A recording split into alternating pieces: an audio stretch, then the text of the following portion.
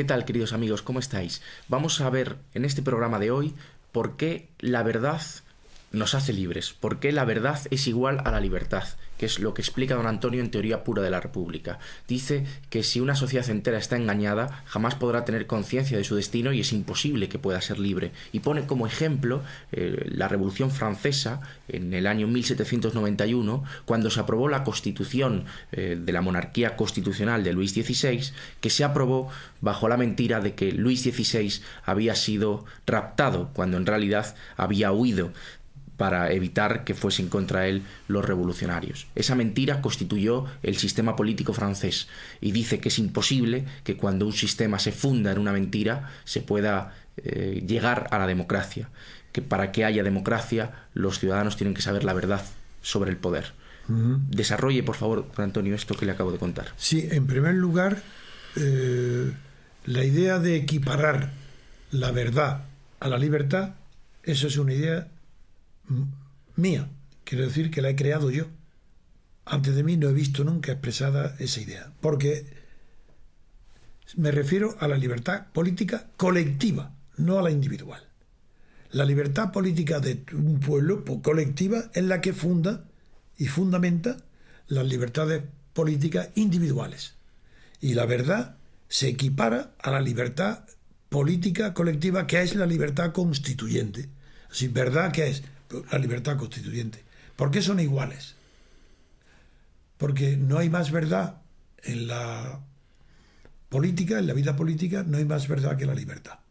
Y la igualdad, me dirán, no, la igualdad no, porque en primer lugar la igualdad material es imposible de conseguir. Y segundo, para hacer un régimen parecido a lo que se llama comunismo o socialismo, hace falta que no haya libertad. Porque si hay libertad, desde los famosos ensayos del economista Say sobre la distribución del dinero en una isla que reparte la misma cantidad a las mismas personas y al cabo del día siguiente ya hay desigualdad, porque hay uno que pesca más pescado que otro, que es más trabajador, hay otro que claro, se crea la desigualdad con la libertad.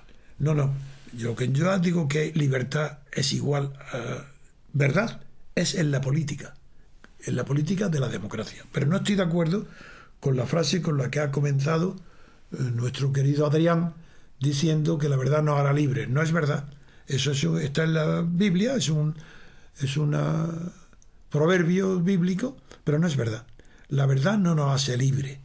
Es la libertad la que nos hace verídicos. Porque la verdad es muy difícil en el dominio de la sociedad puede expresarse la verdad. Podemos ser verídicos, veraces. Y la libertad no lo hace. Nos hace ser veraces. Sin libertad es imposible. Como si en España, ¿quién es veraz? Es imposible si todos mienten, porque no hay libertad. Yo, que estoy regido por la libertad interior, tampoco digo la verdad, pero soy veraz. La gente sabe que yo digo la verdad, que eso es veracidad, que no se puede confundir con la verdad. Pero el gran problema es el de la igualdad, porque que no puede equipararse de ninguna manera en valor, ni moral, ni social, con la libertad. La libertad es el valor supremo que puede tener un ser humano colectivamente. Viviendo en un pueblo, su último y valor supremo es la libertad colectiva, la libertad constituyente, lo que se llama libertad para autodeterminarse en el sentido de la limitación del término autodeterminación, que es muy difícil, es casi imposible, es un término filosófico, mientras que yo estoy hablando de términos políticos, que es lo que los catalanes dicen hoy, derecho a decidir. Pero derecho a decidir lo tiene una sociedad anónima. El Consejo de Administración decide un aumento de capital o una disminución. Eso, derecho a decidir, es un eufemismo. Lo que los catalanes están hablando es del derecho de autodeterminación. Y ese derecho de autodeterminación, de la autonomía, está basado en la libertad. Y esa libertad tiene que ser colectiva, constituyente. Por esa razón, la autodeterminación de Cataluña no puede decidirla el pueblo catalán, porque ya ha dividido la libertad. La libertad colectiva de España es de todos los españoles. Y no puede dividir una libertad parcial para Cataluña y otra para el resto de España, que no tienen la libertad para autodeterminarse. Pero aparte de eso, ya que estoy hablando de la autodeterminación, que está directamente vinculada con la idea de libertad colectiva o libertad constituyente, tengo que añadir que los pueblos, las naciones que encontraron su identidad política, su unidad política antes de la Revolución Francesa, esos no tienen derecho de autodeterminación. Y eso lo sostengo con argumentos propios, aunque ya lo dijo Carlos Marx, que los pueblos, España, Francia, Inglaterra, Portugal, que habían adquirido la unidad nacional antes de la Revolución Francesa, esos no tienen derecho de autodeterminación ni de libre determinación, porque los pueblos aprenden ese derecho después de la Revolución. Y la Revolución Francesa les enseña entonces a que se autodeterminen, de acuerdo, pero no una generación. Es que como no sabían que existía, pues la revolución hace que los pueblos puedan autodeterminarse, pero una sola vez, porque una vez autodeterminados, las generaciones siguientes no tienen derecho, porque ya se autodeterminaron sus padres, sus abuelos, sus bisabuelos. Ahora lo que sucede en España con Cataluña es irrisorio. Primero, porque la unidad de España está definida por la historia muy anteriormente al nacimiento de la idea de que los pueblos tienen derecho a ser libres. Eso, España se unió antes de que ese derecho apareciera en la historia, que fue la Revolución Francesa. Y segundo, el ejemplo que has tomado de la Revolución Francesa está bien tomado porque el decreto de septiembre del 91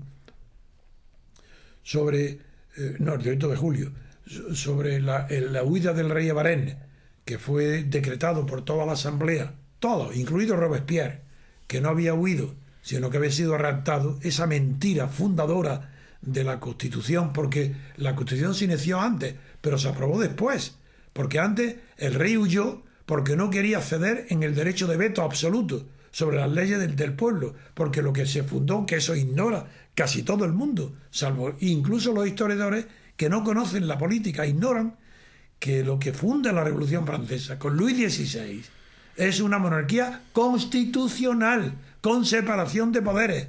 Por eso el artículo 16 de la Declaración de Derechos del Ciudadano dice: donde no hay separación de poderes, no hay constitución.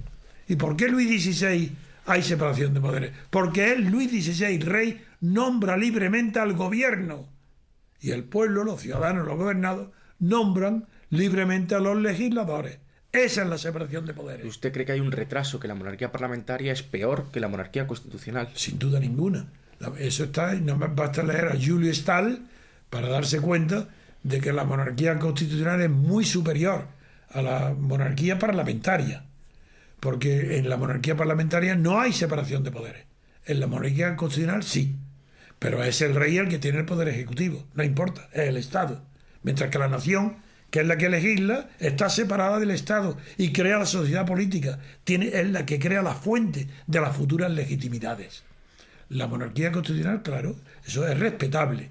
Pero una monarquía parlamentaria, o peor que parlamentaria, la de España, que no es ni siquiera parlamentaria, porque el Parlamento no tiene poder. En España no hay Parlamento. Hay una caja de resonancia inútil, porque puede prescindirse de ella totalmente y el gobierno seguiría siendo el sistema el mismo, de los partidos políticos que hacen listas de partidos sin necesidad, porque lo normal, ahora que hay esta crisis, figuraros el dinero que se ahorraría si se suprime de un plumazo el Parlamento y se presenta Rajoy y Rubalcaba y el Cayo Lara se presentan, y los MAS y los nacionalistas se presentan solos, sin lista ninguna a las elecciones. Muy bien. Y se reparten el poder según los números. Es exactamente igual. Pero qué barato. En una habitación de la Moncloa se reúnen todos y allí hacen las leyes, hacen todo y votan según el número que le corresponde a cada uno. Si no hace falta ni el Parlamento, no hay Parlamento. El parlamentarismo es algo más serio. Pero ¿qué pasó? El parlamentarismo es lo propio de un régimen liberal, así como la democracia es lo propio de un sistema moderno. Lo propio ya no es ni el liberalismo, que es lo que crea el parlamentarismo, ni la intervención del Estado, como fue el fascismo y el comunismo. Eso es la democracia. Y la democracia son, como vuelvo a repetirlo, son las reglas de juego. ¿Por qué se confunde la verdad con la política?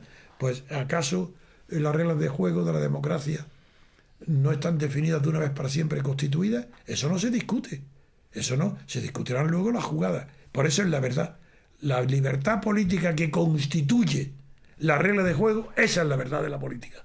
Luego, que cada jugador juegue como quiera, como pueda, pero respetando las reglas constituyentes. Y esa es la verdad. La libertad política, que es la que ha establecido las reglas constituyentes, esa es la verdad. Esa verdad es la esencia, la única verdad política. Otra verdad no hay. No podemos saber si es verdad cualquier cuestión política que decidamos, pero en cambio sí podemos saber que la única verdad con la que nos tropezamos es en el momento en que la libertad de todo un pueblo decide libremente darse una constitución, como pasó en Estados Unidos. Pues yo creo que para 10 minutos que tenemos no ha estado mal. Hasta la próxima.